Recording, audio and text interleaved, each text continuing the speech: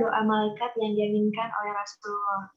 Nah, seperti yang kita ketahui bahwa acara Kopdar Muslimah MMSF KUPR hari ini mengangkat tema Sucikan Hati, Kuatkan Silaturahmi dengan subtema yaitu mempererat tali silaturahmi di era adaptasi kebiasaan baru.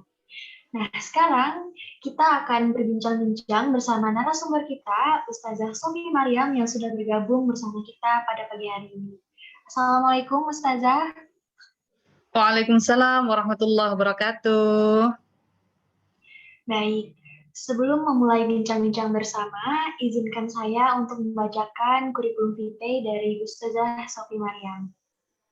Berikut kurikulum vitae dari Ustazah Sofi Mariam dengan detail personalnya, nama Sofi Mariam, untuk nomor telepon dan email tertera pada layar, beralamat di Bae, Kabupaten Kudus, Jawa Tengah. Adapun pendidikan yang pernah ditempuh oleh Ustazah Sofi Mariam adalah menempuh S1 jurusan Pendidikan Bahasa Arab di Universitas Negeri Malang pada tahun 2014 sampai 2018 dan meraih IPK 3,88. Dilanjutkan dengan menempuh S2 jurusan Pendidikan Bahasa Arab di Universitas Islam Negeri Sunan Ampel, Surabaya pada tahun 2018 sampai 2020. Adapun pengalaman kerja dari Ustazah Sofi Mariam sangat banyak sekali. 3 diantaranya, yang pertama yaitu mengajar intensif bahasa Arab di UIN Sunan Ampel, Surabaya pada tahun 2019 sampai sekarang. Yang kedua, mengajar keagamaan di UIN Sunan Ampel, Surabaya pada tahun 2019 sampai 2020. Dan yang ketiga, menerima jasa penerjemahan Arab, Inggris, Indonesia pada tahun 2018 sampai sekarang. Selanjutnya, untuk prestasi dari Ustazah Sofi Mariam sangat banyak sekali dapat teman-teman lihat dalam ajang internasional, diantaranya pernah mengikuti kegiatan Tutor Language for Critical Language Scholarship pada tahun 2017 yang diselenggarakan oleh American Council. Selanjutnya, dalam kegiatan nasional pernah meraih juara 1 pidato bahasa Arab pada tahun 2014 yang diselenggarakan oleh Universitas Negeri Jakarta dan masih banyak lainnya. Selanjutnya, adapun pengalaman organisasi dari Ustazah Sofi Mariam juga sangat banyak sekali, dan diantaranya pernah menjadi Ketua Duta Bahasa MAN 3 Malang pada tahun 2013. Baik, demikianlah untuk kurikulum vitae dari Ustazah Sofi Mariam. Sangat banyak sekali prestasi yang pernah diraih oleh Ustazah Sofi Mariam. Mohon izin menyampaikan bahwa sesi bincang-bincang bersama akan berlangsung selama 60 menit dan pada akhir sesi akan diadakan sesi tanya-jawab. Baiklah, mari kita sambut, ini dia narasumber kita pada sesi bincang-bincang bersama, yaitu Ustazah Sofi Mariam.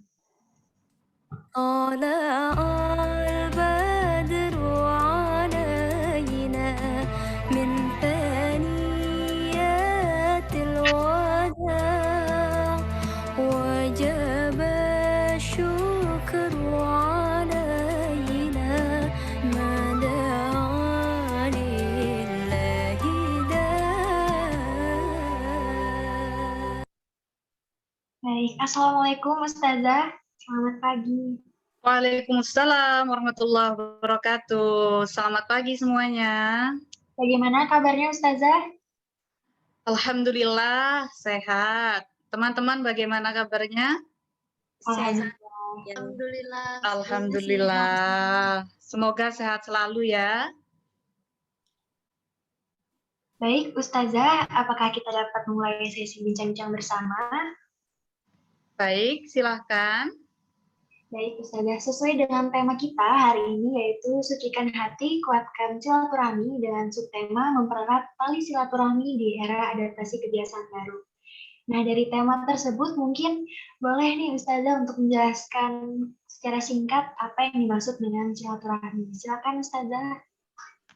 Baik, terima kasih kesempatannya untuk mengisi sesi kedua ini setelah yang saya muliakan Ustazah Nabila dengan tema Sucikan Hati, Kuatan Silaturahmi. Terima kasih pula untuk segenap panitia dari Fakultas Kedokteran Universitas Palangkaraya yang berkenan bersilaturahmi dengan saya, mengundang saya di acara Kopdar Muslimah 2021.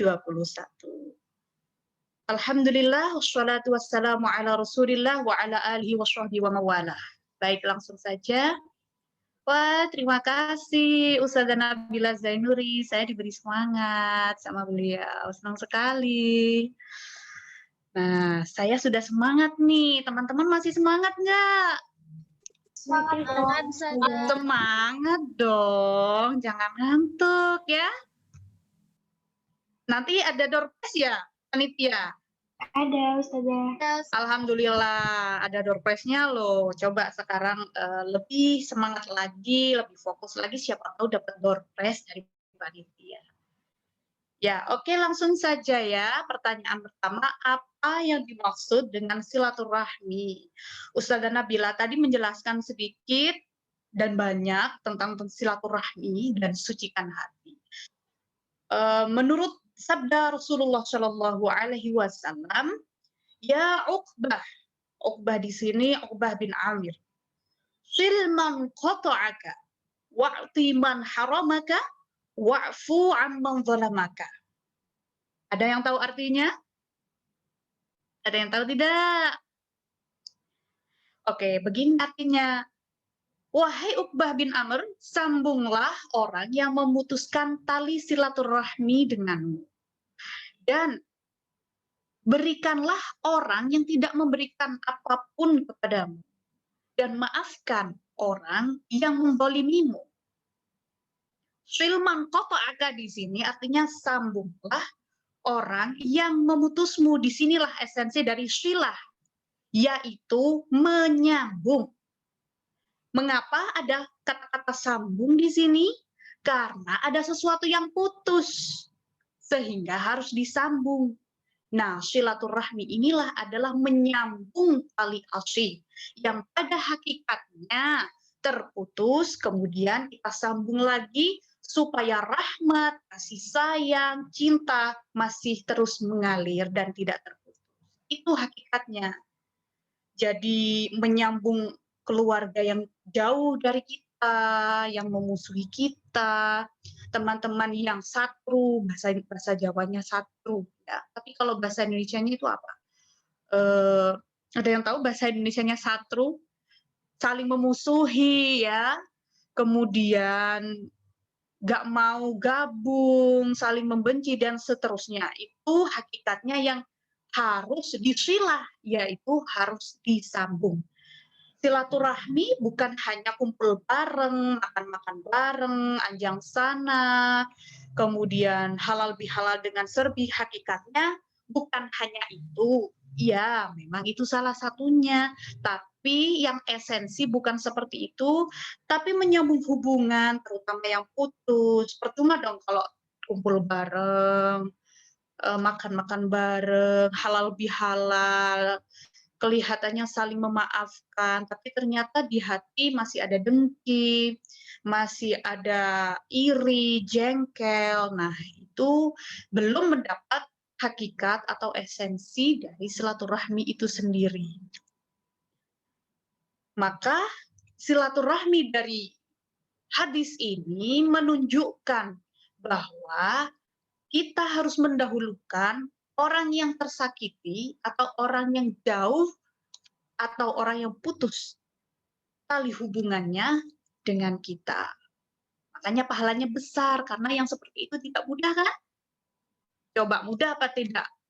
Kita udah nggak sapa-sapaan, sudah tidak pernah WA-an, nggak pernah chattingan, kayak orang udah nggak kenal, tiba-tiba kita harus nyapa duluan, harus minta maaf, harus mendekati. Susah apa susah?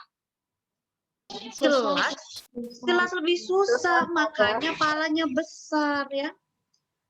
Nah, di akhirat nanti ini hobinya ahli surga. Di surga nanti, ahli surga bisa bersilaturahmi.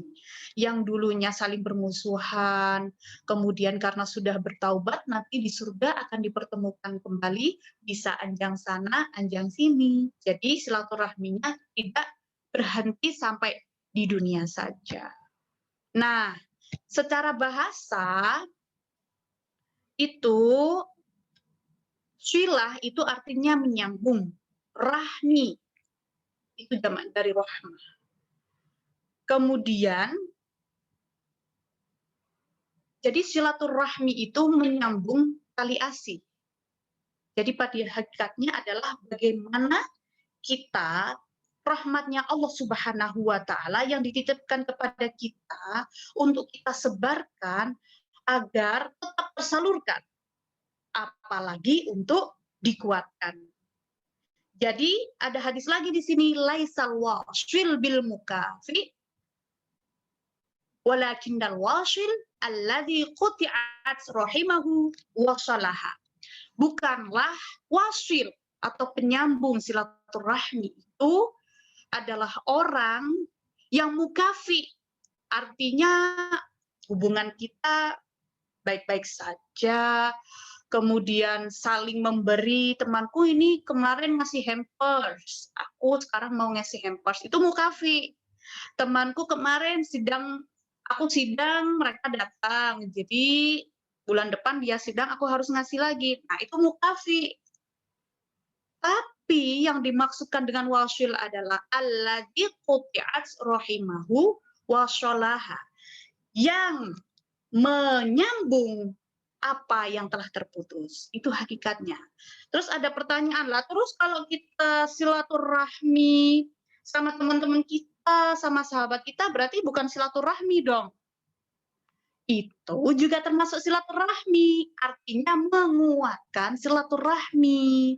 Bayangkan kita karena punya pandangan yang salah terhadap silaturahmi hanya untuk yang putus-putus, kemudian sahabat kita, alah aku lo udah akrab sama si A, aku lo baik-baik aja, nggak usah lah dikasih ini, nggak usah di itu.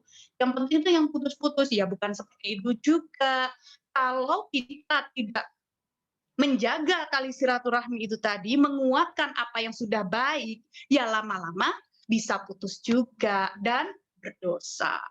Maka silaturahmi kepada yang putus, kepada yang nyambung, tetap harus dijaga dan dikuatkan. Demikian penjelasan saya yang cukup panjang ya. Boleh saya lempar lagi ke moderator. Baik, terima kasih banyak Ustazah untuk jawaban mengenai apa yang dimaksud dengan silaturahmi. Nah, selanjutnya Ustazah, membahas mengenai silaturahmi, ada pula yang mengatakan silaturahim.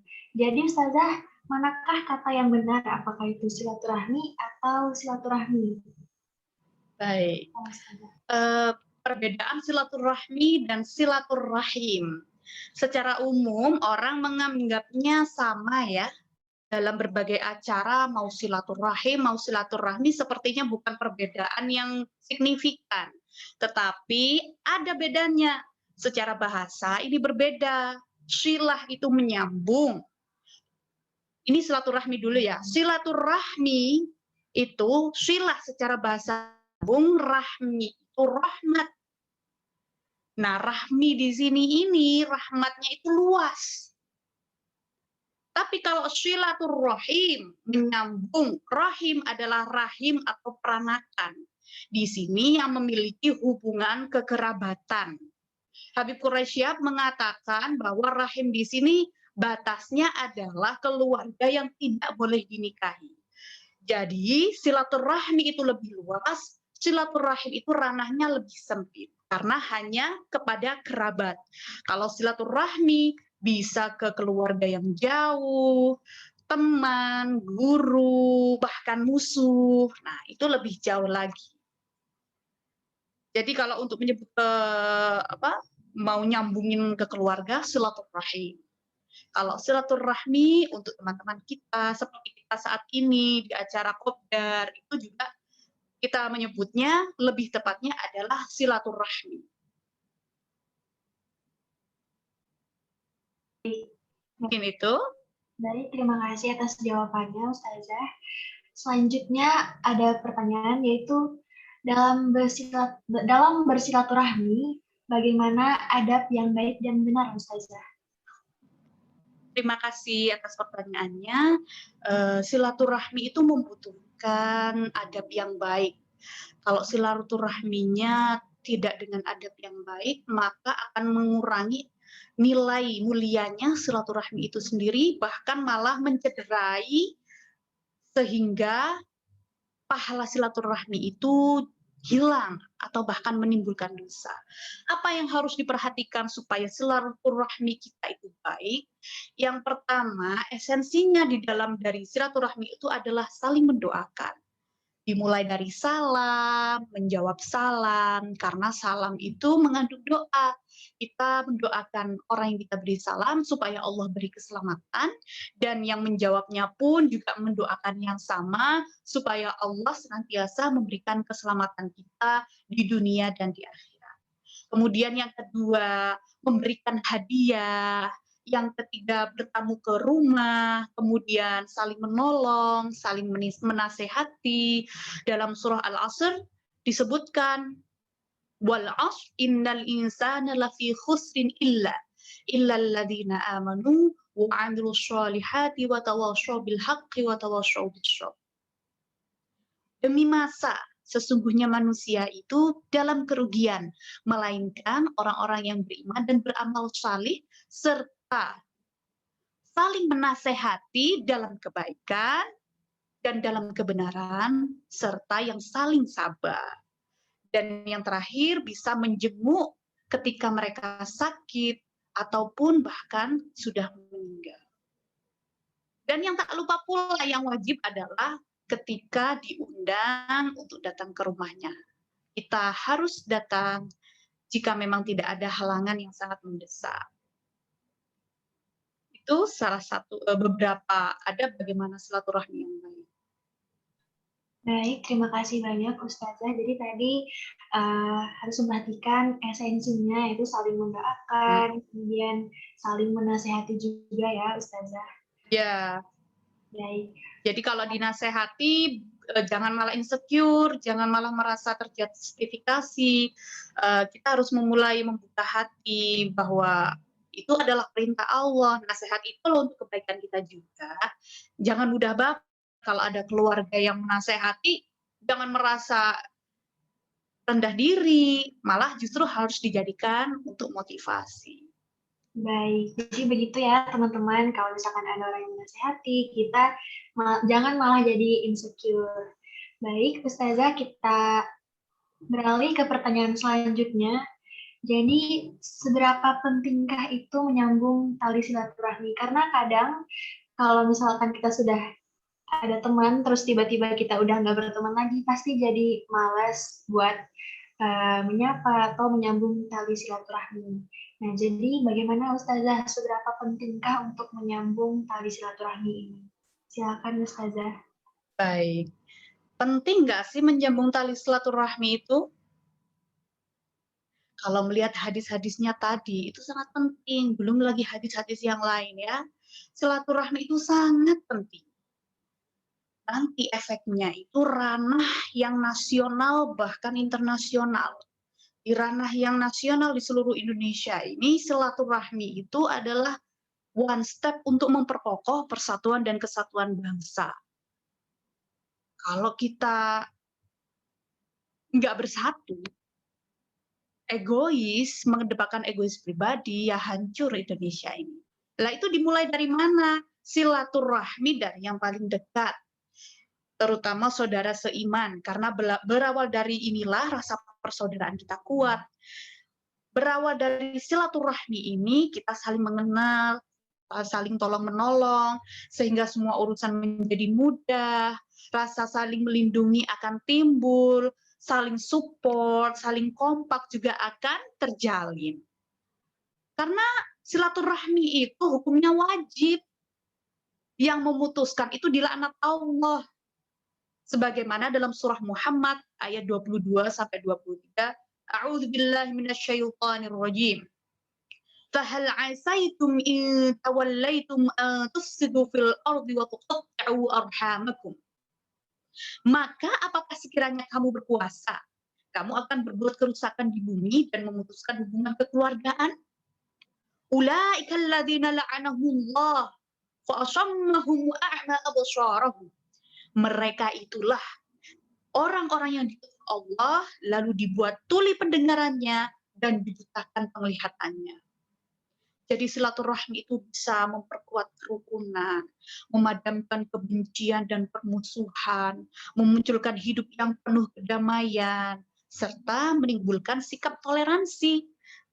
Kenapa bisa muncul seperti itu? Karena kita silaturahmi, saling menanyakan kabar, saling menanyakan keadaan. Jadi semakin kita mengenal, semakin kita akan sayang. Semakin kita kuat silaturahminya, rasa persaudaraan, rasa senasib dan seperjuangan itu akan juga kita rasakan.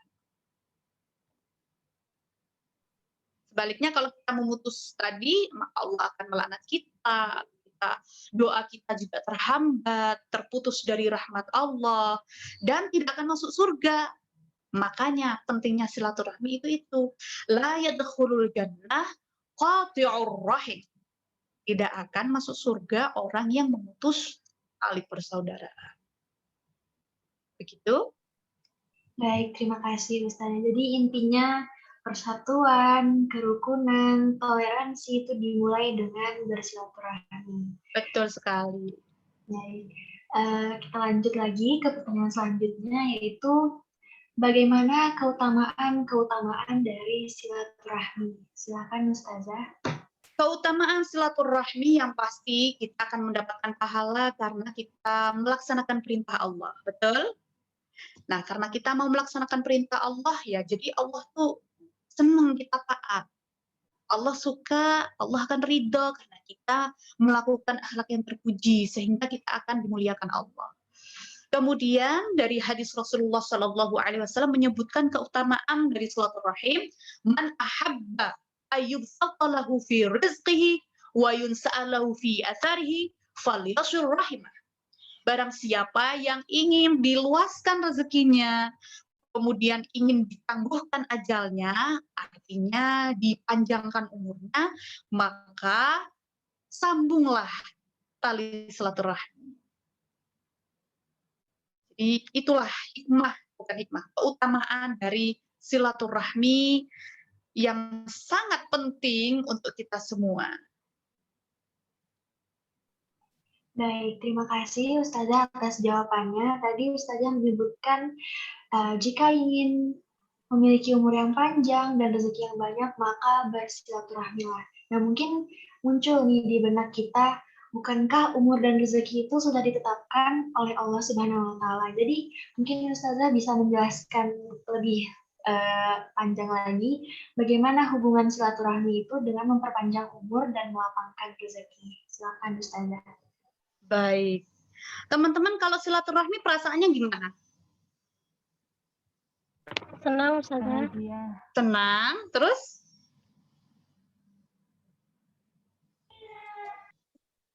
Rasanya gimana? Nggak kesepian? Dapat apa lagi? Kalau silaturahmi dapat apa lagi kira-kira?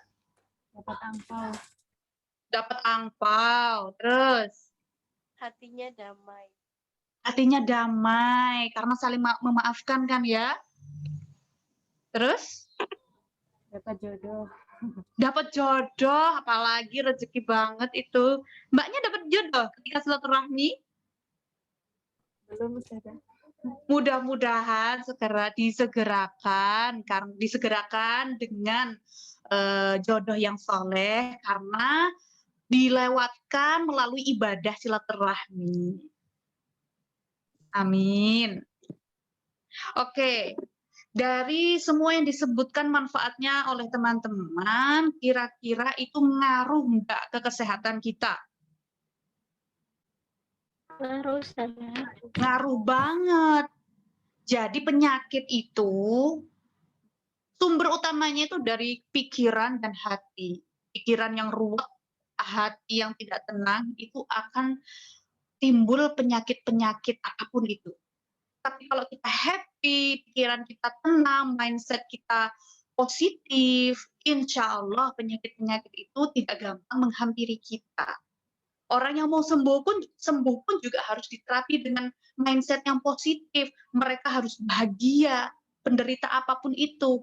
Ketika mereka sudah bahagia, apalagi dengan keluarga tercinta, dengan teman-teman, dengan dikunjungi oleh para sahabat, maka jiwanya akan tercharge, akan lebih semangat, istilahnya itu bisa teralihkan pikirannya dari memikirkan penyakit itu.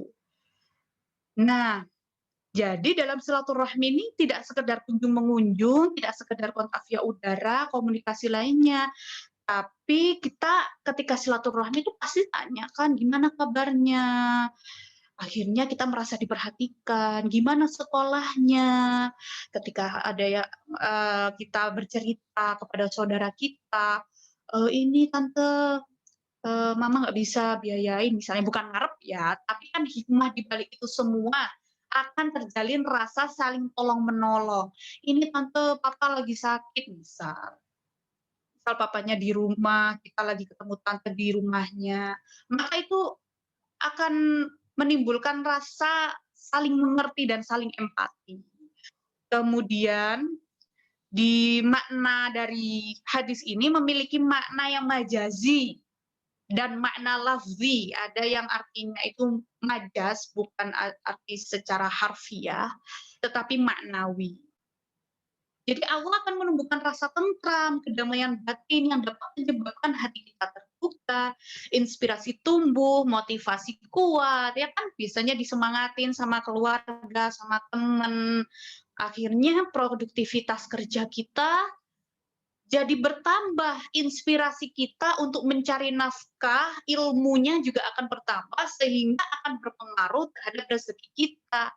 Koneksi kita akan semakin luas, jaringan kita akan semakin merambat, dan sebagainya. Nah, kemudian dalam pengertian lafzi itu sendiri, kalau umur yang panjang itu memang Allah itu sudah menetapkan batas umur kita itu segini loh. Kamu akan mati pada umur segini loh, hari ini loh, tanggal ini. Tapi apa hubungannya dengan memperpanjang umur? Nah, lafzinya di sini. Jadi ibaratnya teman-teman punya charger, punya baterai handphone atau baterai laptop. Ini diibaratkan saja ya. Baterai kita ini dijatah misalnya 100%.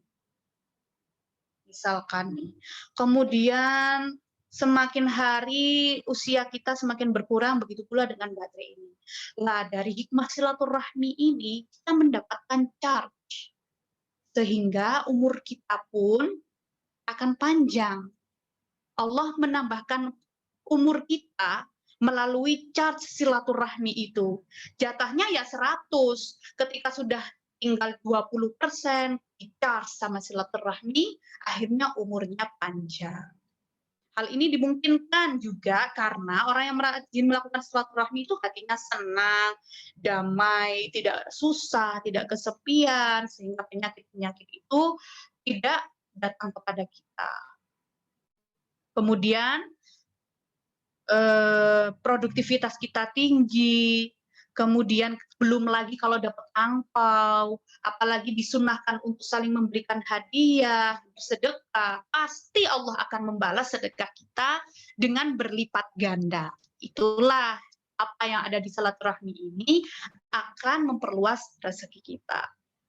Demikian pertanyaan untuk hubungan hadis tadi dengan umur dan rezeki yang sudah ditetapkan. Baik, terima kasih banyak Ustazah atas penjelasannya yang sangat bisa kita pahami mengenai hubungan dari memperpanjang umur dan melapangkan rezeki dengan bersilaturahmi. Nah, selanjutnya Ustazah, seperti yang kita ketahui dengan majunya teknologi di zaman sekarang, maka banyak orang yang menjalin silaturahmi melalui sosial media. Pasti kita semua tahu apa itu sosial media. Nah, bagaimana hal tersebut menurut pandangan syariat, Ustazah? Demikian untuk pertanyaan. Menurut syariat, hal itu boleh-boleh saja. Yang perlu kita pahami, kita garis bawahi di sini adalah silaturahminya. Menyambung silaturahminya itu. Jadi kalau sah-sah saja, boleh-boleh saja. Bahkan Sayyidina Ali pun mengatakan, didiklah anak-anak kalian sesuai dengan zamannya. Lah sekarang zamannya kita pandemi. Kalau kita nggak pandai-pandai sosial media, ya pahala silaturahmi kita akan hilang. Artinya apa? Kita dilarang mudik, akhirnya nggak mudik. Kita terbatas dengan lockdown, PPKM, apalagi PSBB, begitu. Kalau kita nggak pandangan kita hanya sebatas anjang sana harus datang, maka silaturahmi ya nggak akan jalan-jalan. Jadi silaturahmi itu boleh melalui sosial media, apalagi di era pandemi ini. Kita susah untuk mudik. Kalau kita mudik nanti takut menularkan virus kepada orang-orang rumah, pada orang-orang yang rentan akan virus itu, maka sudah selayaknya sosial media itu menjadi solusi yang terbaik untuk bersilaturahmi. Darul mafasid muqaddamun ala jalbil masalih. Ya. Mencegah kerusakan, mudarat itu harus diutamakan daripada menerima kebaikan. Jadi yang bahaya itu harus didahulukan dulu. Safety-nya dulu number one, harus nomor satu, utamakan selamat. Maka melalui sosial media ini, silaturahmi ini akan tetap terjaga. Baik, terima kasih banyak Ustazah atas jawabannya. Mendengar dari jawaban Ustazah tadi adalah solusi terbaik dalam bersilaturahmi dalam era adaptasi kebiasaan baru saat ini adalah melalui sosial media ya Ustazah. Nah, apakah ada cara lain Ustazah yang dapat kita lakukan dalam menjaga tali silaturahmi di dalam era adaptasi kebiasaan baru ini? Selain kita terhubung di Facebook, Instagram, apalagi TikTok, Twitter, WhatsApp, dan lain-lain, kita juga bisa mentransfer uang. Sekarang zamannya udah canggih ya, nggak cuma di ATM doang, sudah ada m-banking, internet banking, ada OVO, jadi sebut merek ya, ada e-money, dan selain sebagainya. Jadi angpau itu bisa ditransfer sekarang. Karena nggak bisa langsung datang, nggak bisa langsung salam tempel, kita bisa langsung transfer. Atau kirim hampers. Atau bisa kirim kartu ucapan, kirim parcel, dan lain sebagainya. Kita belikan hadiah dari online shop, dari marketplace, itu pun juga silaturahmi. Tahadu, kita saling mencintai dan saling memberi hadiah. Karena Rasulullah pun mengajarkan seperti itu. Nah, di era pandemi ini, pasti senanglah yang diberikan hadiah. Dan yang memberi hadiah pun juga akan hemat ongkos transport. Jadi pandemi ini nggak melulu soal keluhan terus. Tapi di balik itu semua, faktor ekonomi kita akan lebih hemat kan? Akan lebih kalkulasinya nggak terlalu boros karena waktu kita juga nggak terkuras. Kemudian dengan zaman teknologi yang semakin canggih ini akan memudahkan kita untuk bersilaturahmi. Baik, terima kasih Ustazah. Jadi kirim-kiriman itu merupakan salah satu bentuk dari silaturahmi ya. Iya, iya. Apalagi sama saudara yang membutuhkan ya, itu didahulukan, kasihan kerabat kita, mulai dari kerabat yang tidak mampu, kemudian tetangga kita yang tidak mampu, yang jauh-jauh pun juga demikian. Yang fakir miskin duafa itu yang butuh uluran tangan kita itu lebih baik kita perhatikan. Lebih diperhatikan. Baik, terima kasih banyak Ustazah atas jawabannya. Beranjak ke pertanyaan selanjutnya, yaitu berbicara tentang silaturahmi ini, apakah pahala dan esensi dari silaturahmi offline atau seperti kita langsung bertatap muka itu sama dengan silaturahmi yang kita lakukan via online? Bagaimana Ustazah untuk hal tersebut? Oke, jujur saja ya, karena seluruh tubuh kita ini bernilai dihisap Allah. Artinya mau kita berbuat baik, buruk, pasti nanti akan dihisap seluruh tubuh kita, akan diganjar. Kata Ustazah Nabila tadi dan kata Al-Quran juga, وَمَنْ يَعْمَلْ مِثْقَالَ ذَرَّةٍ خَيْرًا يَرَهُ وَمَنْ يَعْمَلْ مِثْقَالَ ذَرَّةٍ شَرًّا يَرَهُ. Tangan, kaki, semuanya ini ada perhitungannya. Otomatis pahala dari silaturahmi offline dan online ini jelas berbeda. Offline itu butuh perjuangan, butuh ongkos, butuh fisik, butuh waktu. Jelas itu lebih banyak pahalanya. Hal ini bisa dianalogikan dengan pahala kita ke masjid, ke rumah Allah. Ya. Orang ke masjid itu pahalanya itu berbeda-beda, dapatnya aja ya.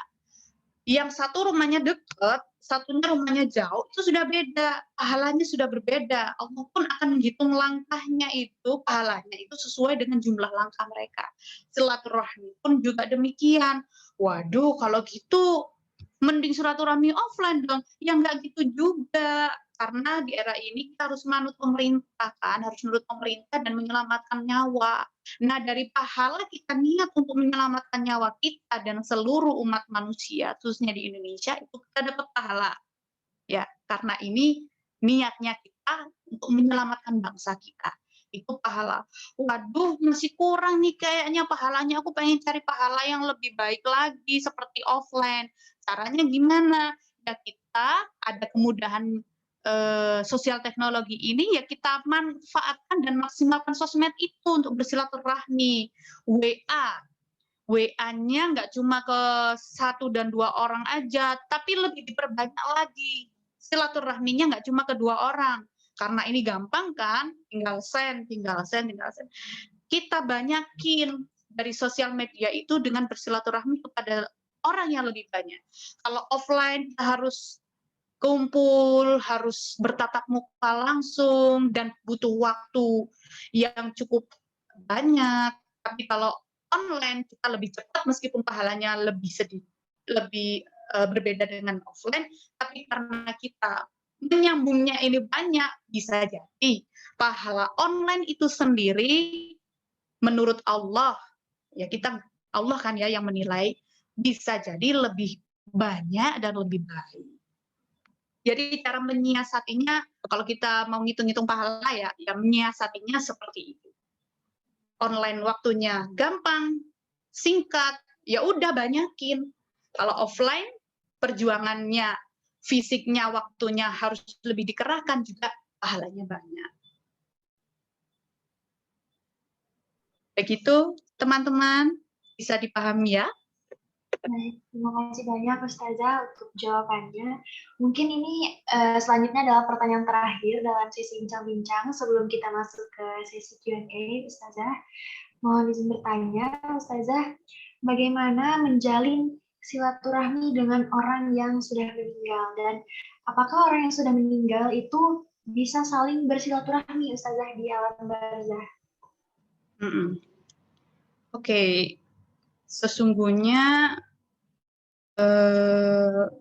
orang meninggal itu sudah terputus ya amalannya. Jadi hadisnya itu, idza mata ibnu adama inqata'a amalu illa min salasin, shadaqatin jariyatin aw ilmin yuntafa'u bihi aw waladin shalihin yad'u lah. Jadi silaturahmi dengan orang yang sudah meninggal itu ternyata kita bisa bersilaturahim dengan saudara kita yang sudah meninggal. Lah gimana cara silaturahim? Masa mau ketemu sama arwah nenek-nenek kita, ya kitanya pasti kabur karena takut. Ya enggak gitu. Jadi menjalin silaturahminya adalah dengan berdoa.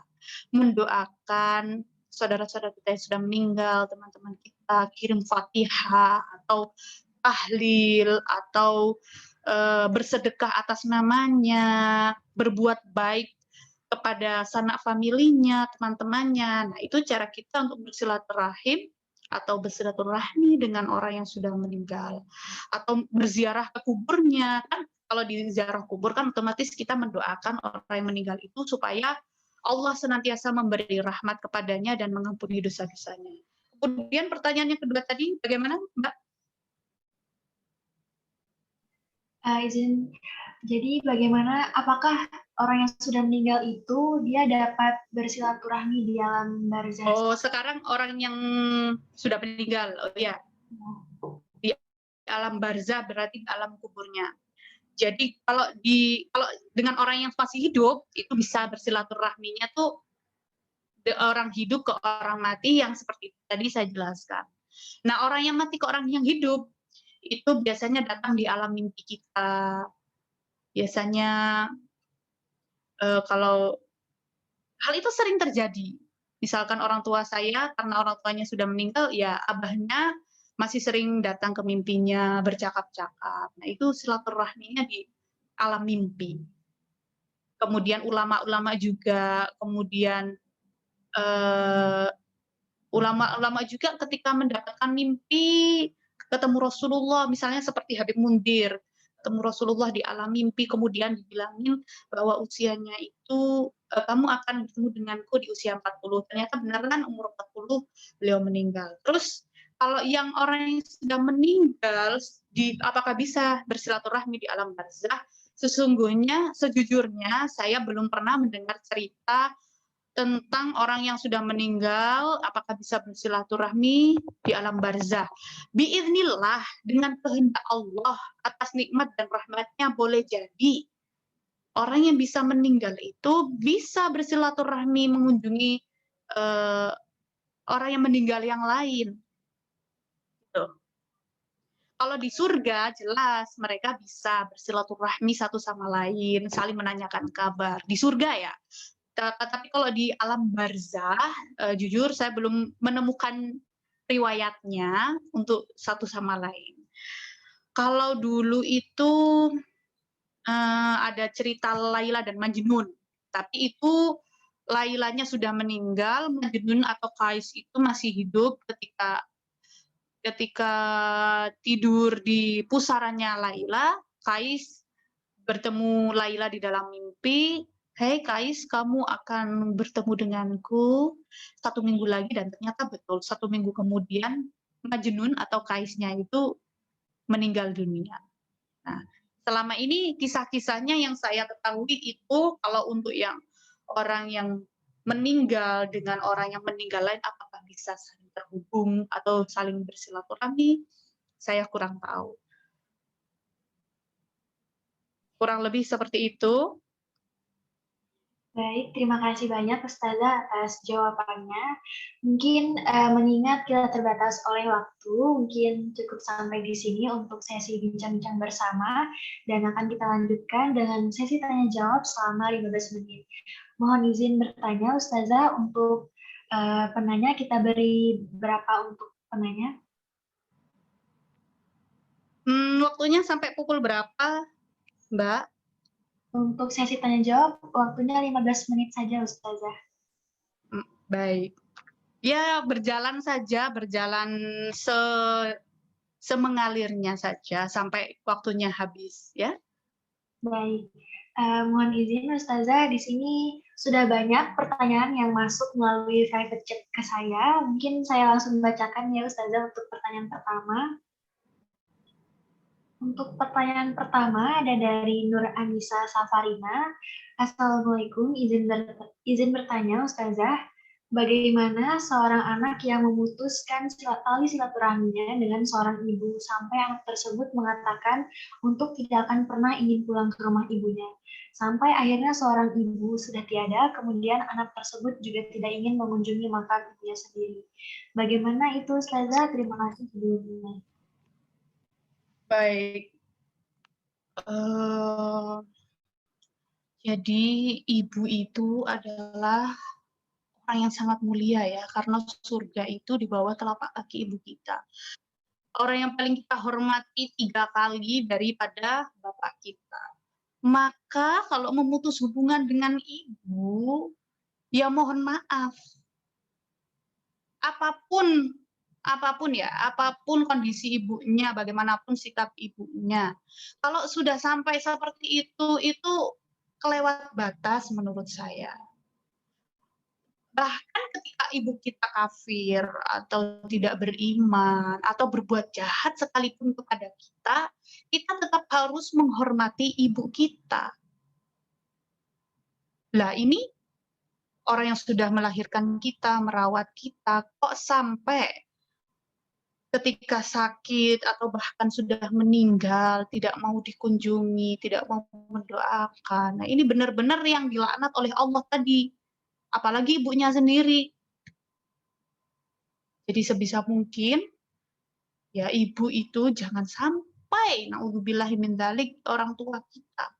Kita putus tali silaturahminya, nggak mau berkunjung, nggak mau, bahkan ketika sakit dan di detik-detik terakhirnya pun kita nggak mau mengakui ibu, ya sama saja. Nggak ada bedanya kita dengan malin kundang. Tahu malin kundang kan?